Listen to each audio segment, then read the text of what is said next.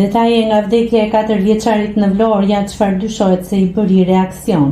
Detaje të reja kanë dalë në dritë nga ngjarja e regjistruar në Vlorë, ku një fëmijë 4 vjeçar u dërgua pa shenja jete në spitalin e qytetit. Pak më herët u raportua se i mituri kishte një javë me temperaturë dhe të vjella, ndërkohë sipas informacioneve thuhet se i mituri ka konsumuar mjalt dhe ky i fundit i ka bërë reaksion. Sipas raportimeve, ka qenë familja e 4 vjeçarit e cila e ka dërguar me urgjencë nga Palasa deri në Orikum dhe prej aty, ambulanca Orikumit e ka dërguar pa shenja jete në spital. Thuhet se nga këshyrja paraprake nuk janë konstatuar shenja dhune apo dëmtime të tjera. Policia ende nuk ka reaguar në lidhje me ngjarjen.